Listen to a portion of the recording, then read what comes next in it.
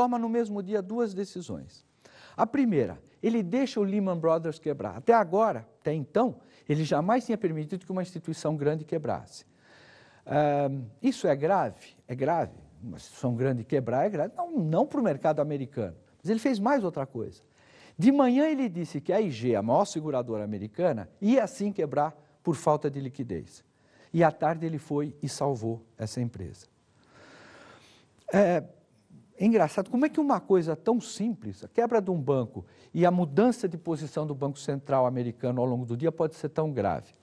Um empresário me perguntou isso e eu respondi para ele o seguinte, disse, olha, a questão de confiança é muito sério. O Banco Central até então não tinha piscado, não tinha saído de uma linha de conduta.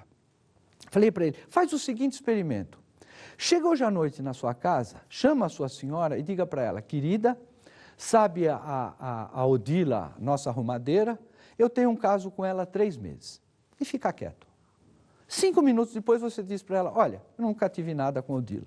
Se você acha que tua vida vai voltar a ser o que era antes de você fazer aquela frase, você não entende nada de confiança de mercado financeiro e nem de paz conjugal. Ou seja, a quebra do vínculo de confiança num momento delicado como aquele foi dramático e nós vimos até onde foi. Necessitou estatizar o Citibank. Houve uma conglomerização de bancos para salvar os bancos e hoje o Banco Central americano está até as orelhas com esse processo, não tem mais volta. Se precisar estatizar o sistema financeiro americano integral, ele vai ter que fazer com consequências no curto prazo excepcionais. É isso que ainda está fazendo a economia funcionar, isso que ainda dá uma paz para a gente respirar. No longo prazo, nós vamos ter que tratar disso numa próxima palestra. Por quê? Porque notem o que está acontecendo na economia americana. Porque ele acode com o dinheiro do Tesouro, o déficit público americano está crescendo de uma forma explosiva, passa de R$1 trilhão. Por que o Banco Central intervém desse jeito, comprando papéis podres dos bancos, botando capital do governo em instituições quebradas, aceitando perda? Se pegasse o balanço do Banco Central americano, o que ele está fazendo? No lado do ativo, ele está trocando títulos do governo americano por papéis subprime, por crédito de reputação duvidosa. Então, nós vamos ter que sair dessa crise, no momento não tem problema nenhum, os preços estão caindo, a atividade está derrubada, o desemprego está explodindo, mas e na volta? Quando isso passar e a gente começar a recuperar a lucidez, a gente vai olhar, o que fez o governo americano? O governo americano se inviabilizou. O governo americano se endividou de uma forma tal que ele vai ter dificuldade em vender papéis lá para frente. Mas isso é para lá, é muito grave, mas não é imediato. O problema agora é como é que a gente sai dessa crise. E para vocês terem uma ideia da gravidade, vocês veem que o gráfico aqui se fecha com a recessão no lado real, o desemprego, e aí isso começa a retroalimentar. O desemprego aumenta a inadimplência vai aumentar o tamanho do pepino e nós vamos então afundando cada vez mais na atividade econômica. Vamos examinar em alguns números o que essa realidade está fazendo. Por exemplo, a inadimplência expressa no refinanciamento de hipotecas.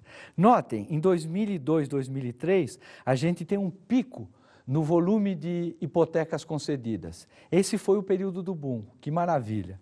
Agora nós estamos caminhando para um segundo pico, maior do que o primeiro, vocês vão ver na nossa próxima conversa, mas pelo motivo errado. Como ninguém paga, a instituição financeira é obrigada a dar crédito em cima do crédito velho. Simplesmente um alongamento de prazo na esperança de um dia receber. Olha o que foi a ascensão e queda do mercado imobiliário.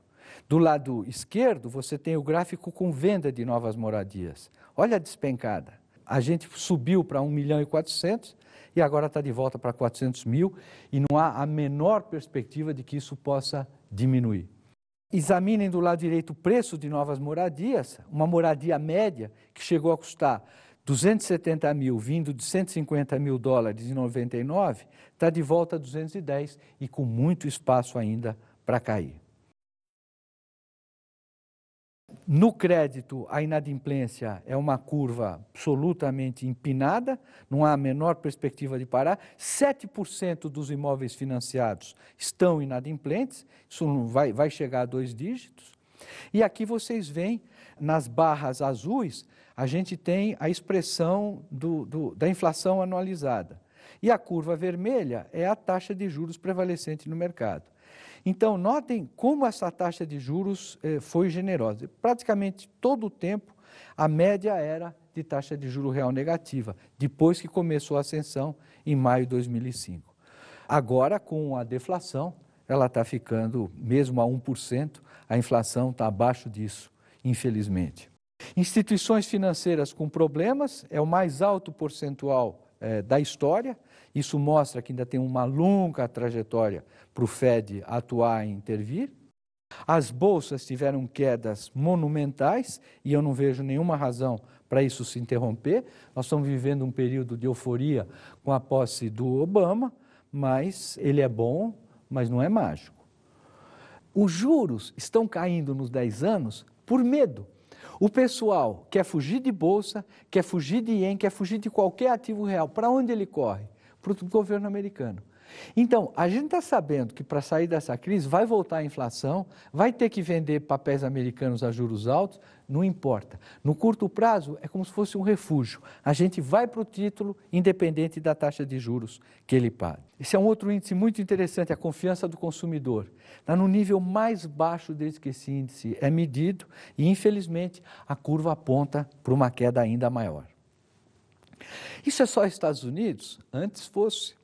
Quando a gente olha na Europa, a Europa é muito mais sofrida do que os Estados Unidos, já sentiu que ela está com um problema sério por muito tempo. E não adianta, a economia vai para onde as expectativas sinalizam. Se nós todos nos comportamos com essa previsão, acontece. O Japão, acostumado com maremoto, terremoto, vulcões, é o país mais desanimado, mais preparado por um período de turbulência séria. A China ainda apresenta níveis bastante altos de produção e de satisfação, mesmo assim caindo, e como eu lhes disse, imaginar que a China, que cresceu como cresceu, impulsionada pela dinâmica internacional, possa escapar disso daqui sem ser violentamente afetado, é um sonho. É imaginar que o afogado poderia se salvar puxando pelos próprios cabelos quando tem. Na verdade, se puder partilhar uma preocupação, eu acho que a China nos ameaça com o aprofundamento da crise. Nós vimos no Brasil, na década de 60, 70, o que é a economia está bombando e de repente vem uma recessão. Você tem uma porção de projetos de expansão em andamento que se tornam totalmente inviáveis. E a gente não sabe direito o que acontece dentro do sistema financeiro chinês. Eu acho que quem ainda tem alguns minutos vagos nas suas orações noturnas, se pudesse pedir para a China ficar como está, acho que é mais importante do que acontece com o Brasil, porque aí a China tendo problemas contamina o mundo. Vamos falar um pouco de Brasil. E a primeira coisa que a gente tem que ver quando fala de Brasil é como é que essa crise entra no Brasil. Vocês viram que nos Estados Unidos você tem um desdobramento paralelo entre, vamos chamar, a crise econômica, a perda de dinamismo, desemprego, perda de renda e a crise financeira, a deterioração de ativos financeiros, o apodrecimento, a desconfiança, a intervenção do Banco Central. Como ela bate no Brasil? Quando essa liquidez desaparece nos Estados Unidos, quando todo mundo, de repente, não consegue obter empréstimos, quando as empresas se veem assaltadas por perdas monumentais sem crédito, o que elas fazem? Elas vão chamar da periferia todo o dinheiro possível. Então, a crise vai entrar no Brasil pelo lado das bolsas, com os proprietários de ações no Brasil, que estavam muito felizes com as suas ações, sendo obrigados a vendê-las para remeter dólares para a matriz. Os empréstimos que a gente recebia, principalmente empréstimos para exportação, que vinham abundantemente do resto do mundo, vão refluir para a matriz. Vai sumir o crédito aqui dentro. E terceiro, como consequência dessa crise, eu vou mostrar para vocês, os preços internacionais de tudo que a gente exporta, metálicos ou alimentos ou matérias-primas, vão despencar. Resultado, nós vamos enfrentar crise por falta de liquidez. É por aí, vem exclusivamente do lado de fuga de capital da Bolsa, fuga de capital dos financiamentos e perda do valor das nossas exportações.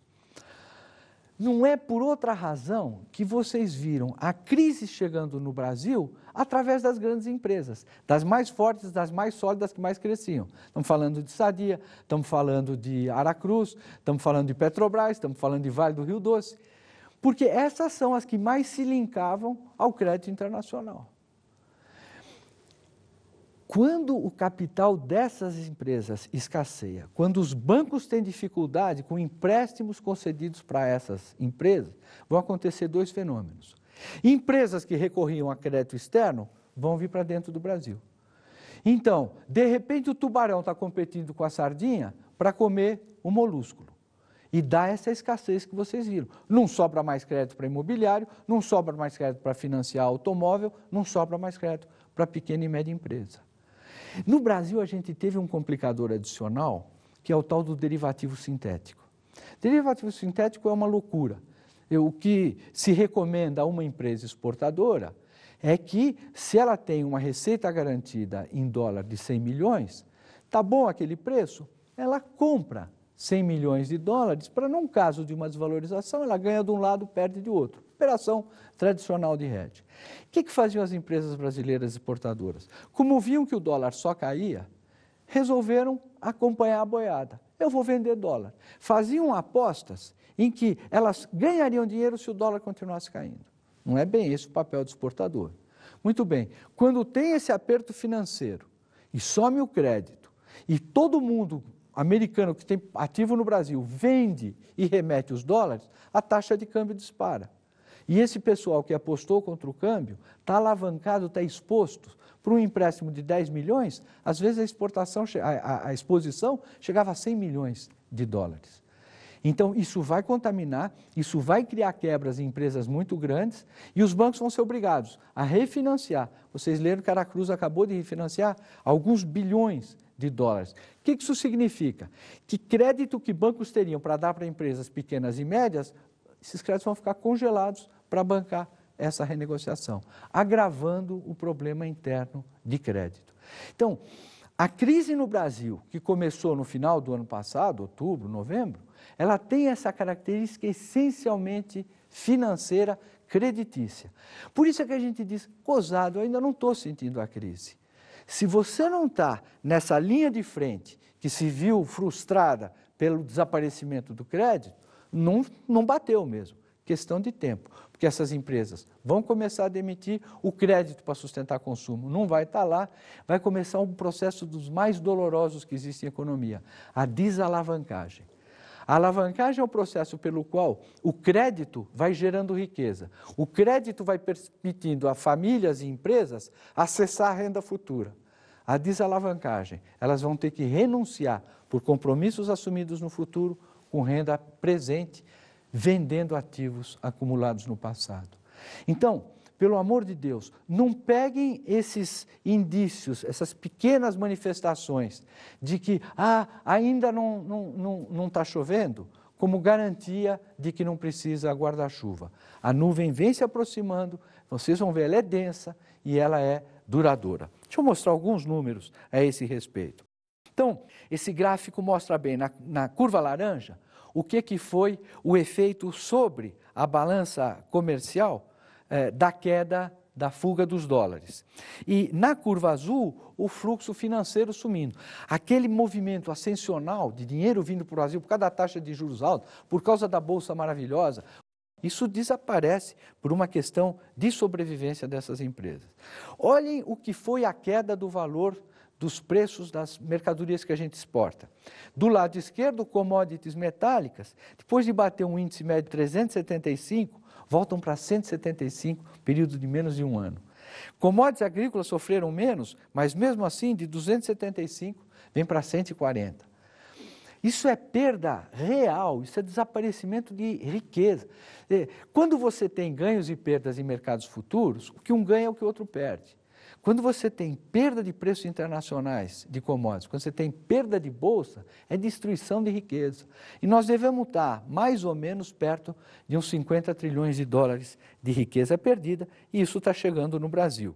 Vejam, por exemplo, a curva de crédito. O crédito pessoal a curva amarela, e aquisição de bens veículos. Caindo de cabeça, está desaparecendo completamente, tornando a prestação muito alta, o giro, a manutenção, a sustentação da produção inviável. Para a gente entender como é que está o cenário macroeconômico atual, vamos nos focar nas três principais variáveis. O que tem a ver com atividade econômica, o que tem a ver com as contas externas e o que tem a ver com inflação. São as três grandes grandezas macroeconômicas, os grandes agregados que balizam para a gente como é que está a saúde da economia. A temperatura, a pressão e o colesterol. Então, apesar da gente dizer que a atividade econômica ainda vai bem, olhem a agricultura para 2009, como já se prepara para uma primeira queda substantiva em vários anos.